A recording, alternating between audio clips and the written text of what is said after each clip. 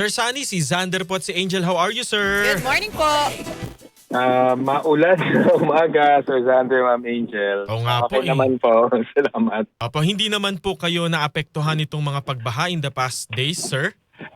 Medyo swerte kami, di tulad ng marami, hindi bahain yung bahay namin. Pero maka-opisina namin, marami hindi nakalis ng bahay. Opo, hindi Kaya na nag-online na lang nakapasok. kami ngayon.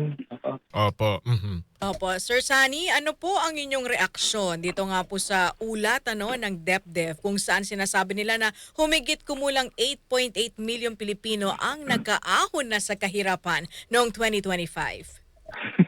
Napakinggan mo kayo, parang pati kayo medyo duda kayo. Well, well, una medyo sa totoo lang, kakaiba yung pag-anunsyo ng DepDev na yan eh. Kasi yung tinutungtungan nila yung Family Income and Expenditure Survey ng 2025. Tapos kadalasan, kung i-release ng gobyerno, hindi yung isisingit na isang slide lang sa isang presentation sa Kongreso. Kadalasan may hiwalay na press con, may press kit, may media briefing. So medyo nagtaka kami sa pamamaraan ngayon, yung timing niya, parang nakadesenyo para sa budget na kumbaga bigyan ng katwira kung bakit binabaan ang budget para sa ayuda, binabaan ang budget para sa edukasyon, kalusugan, pabahay, yung mga kailangan na mamamayan. May hula kami ganun eh. Parang gusto na ipalabas na, medyo makakatang sa kahirapan yung mga Pilipino. Kaya huwag niyo na kami singilin na binawasan namin ang budget para sa mga servisyo sa may hirap. Yan ang pangunahin na namin na pumasok sa isip namin. Kasi tulad nyo, hindi kami naniniwala na 1 milyon daw ang nabawasan sa mahirap sa Pilipinas. Medyo imposible siya. Hindi ka panipaniwala. Opo. Meron ho kasing hiwalay po na survey ang SWS. I think last month po ito no na ang self-rated poverty o yung SRP threshold ay 14,000 per month. June 2026 pala. Kumbaga po yung pamantayan po ng mga na-survey na mahihirap, kapag daw 14,000 ang sahod ng pamilya sa isang buwan, parang okay na yon. Kumbaga ganun ho. Kumbaga tayo yung nag-adjust. Oo. Actually, walang iisang panukat para sa kahirapan na pwedeng sabihin yun na yung panukat. Ang limitasyon, ang pinakamalaki limitasyon dun sa sinabi ng DepDev na malamang tinungtungan yung PSA, Family Income Expenditure Survey, ang baba ng pamantayan niya. Halimbawa noong 2023, ito yung problema kasi hindi sila nag-media briefing. Noong 2023, ang pamantayan sa kahirapan, 91 pesos sa isang araw, sa isang tao. Opo. So syempre, parang hindi ka panipaniwala na sapat na yung 91 pesos para hindi maging mahirap. Pero yun ang naging pamantayan ng DepDev at ng PSA na sabihin ang kahirapan noong 2025 ay 9.7%. Kumpara dun sa I think 15.5% noong 2023. So hindi kami sigurado kasi nga walang media briefing. Pero kung ganun pa rin kababang pamantayan at paris na pamantayan ng ginamit for 2025, hindi siya actually panukat ng nabawasan na mahirap, kundi panukat na nabawasan ng ganun kababa ang kita. So medyo kapos siya. Sa amin, mas realistic actually yung kung taasan yung poverty threshold. 91 pesos medyo malayo yun halimbawa dun sa tansya namin sa Ibon. Sa isang pamilya ng 5, kailangan 1,200. Per Isang day. pamilya ng 5. Per day.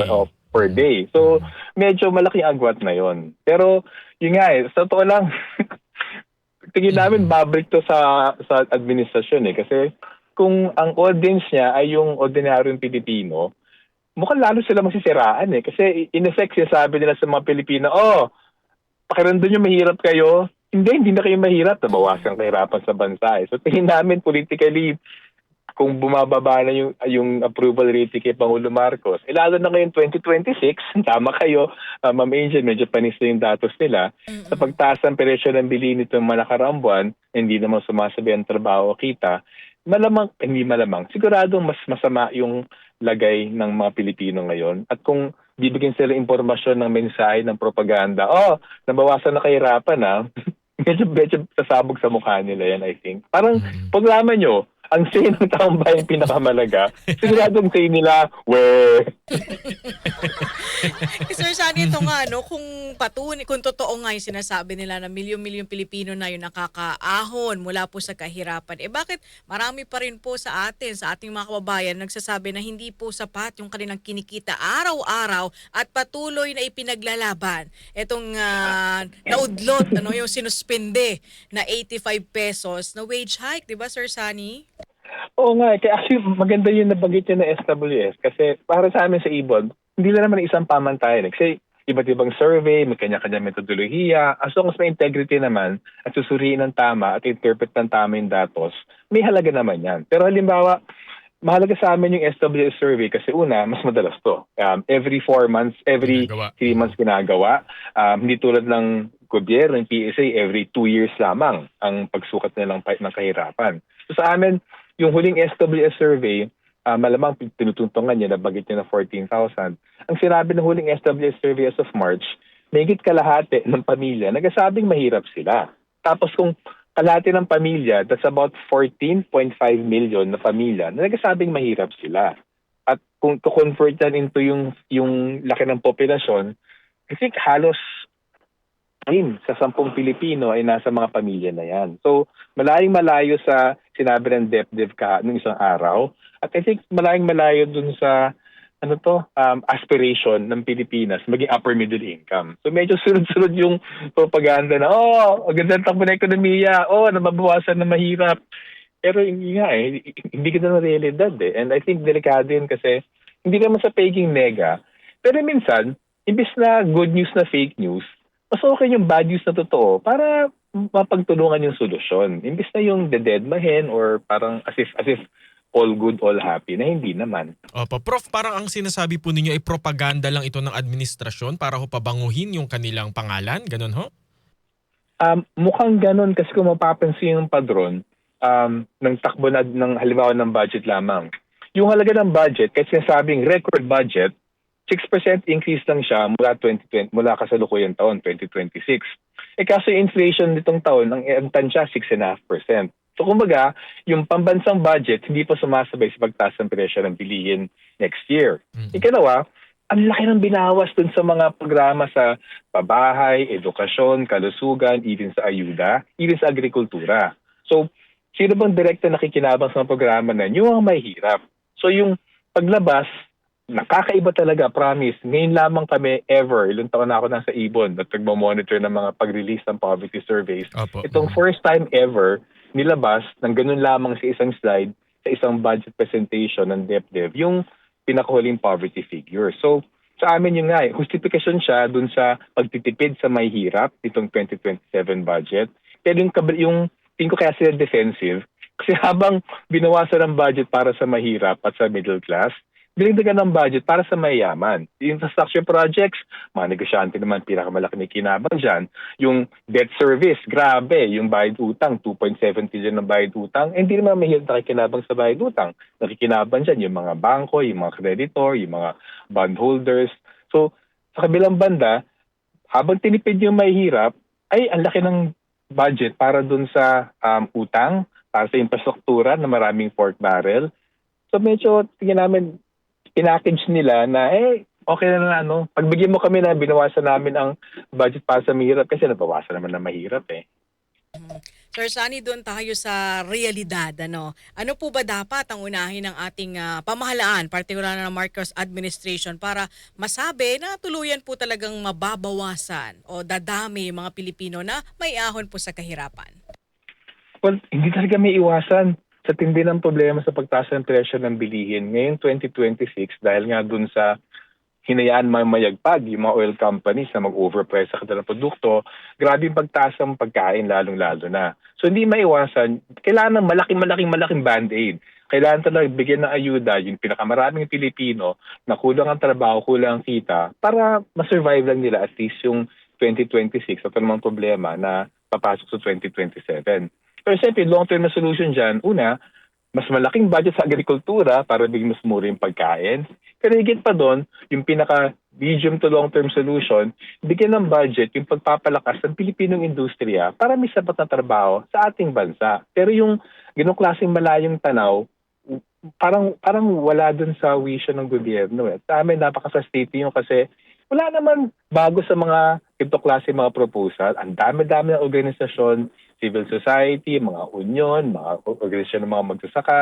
Matagal lang hinihingi ito, pero hindi binibigay. So sa amin, nasa kamay, nasa buong kapangyarihan ng Pangulo maggumawa ng budget na tutulungan yung mga kagyat na nangangailangan ng tulong at mag-i-invest dun sa long-term na pagpapalakas ng agrikultura at Pilipinong industriya. Pero yun nga, case in point lang itong 2027 budget, hindi natin nakakita yon. Actually, opposite pa nga nakakita natin sa 2027 budget. Yung Sir Sunny, yung mga ayuda sa 4-piece po. Ay, binawasan siya. Alam nyo, yung beneficiaryo na, again, part ng justification siguro nila yan. Sa kasalukuyang budget ng 4-piece, alam ko about 4.4 million ang beneficiaryo.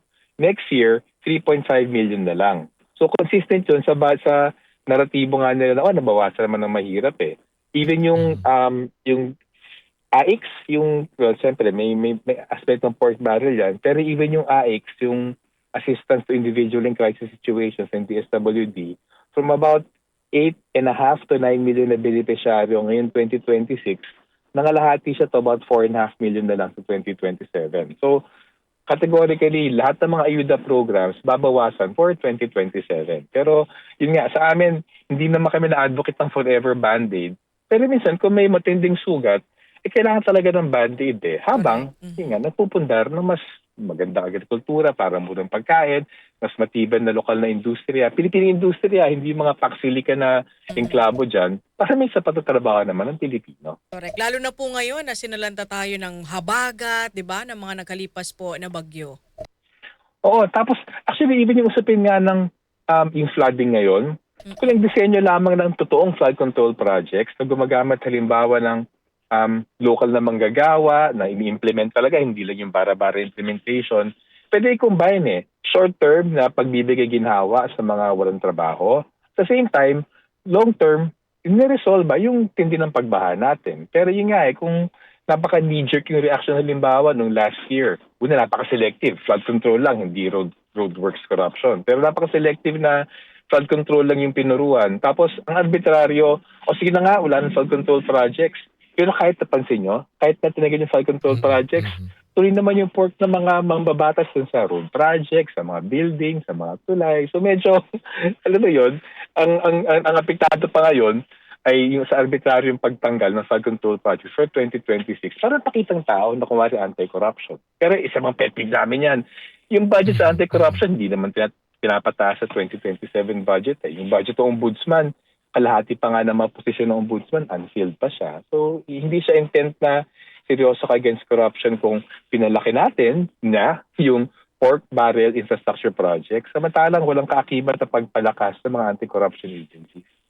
Opo, meron lang point of view, Prof. Sunny, yung isa naming writer kanina. Hindi raw kaya tumaas yung yung mga nakaahon sa kahirapan dahil daw pagka raw naglo-loan ang isang pangkaraniwang empleyado, tinataasan niya talaga yung monthly salary niya para ma-approve po sa home credit o kaya yung mga bank loan, ganun po? Well, pwede yun kasi considered nga yung part ng income. Pero even sa Bangko Sentral, matagal na kami hindi nakakita. I think 1990s pa kami din nakakita ng pagkwenta kung gaano kalaki yung utang ng mga mahirap at middle class na families.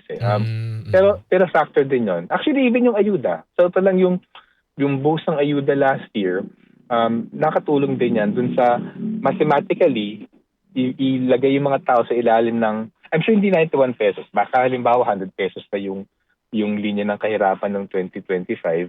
Of course, kung magbigay ka ng ayuda, umutang ka, tataas ang kita mo, mathematically, pwede kung dating 98 pesos ang kita mo, biglang 101 pesos, sabihin ng statistika, hindi ka na mahirap. Pero hindi ng mundo, di ba? Kasi kung ganun kababa yung linya ng kahirapan, kahit umangat ka from 98 pesos to 101 pesos, mahirap ka pala actually in the real world eh. Kahit na sa statistika, papagandahin yung itsura. Opo. Ang galing! Ang galing ni Prof. Sunny Africa. Correct. Oo. Sana po mag-guest po namin kayo ulit in person. Correct. Na-miss natin. Anyway, Sir Sunny, baka meron po kayong mga pahuling pananalita bago po namin kayo bitawan sa ere? Kami sobrang simple lang. Sana magsabi ang totoong gobyerno. Kung malaki yung problema, aminin niya at pagtulungan natin. Tapos sana more ambition. Kung usapin ng bawasan ng kahirapan, pag bawasan ng kahirapan ayon sa sobrang matipid na pamantayan na 91 pesos noong 2023 at sabihin natin baka 100 pesos lamang noong 2025.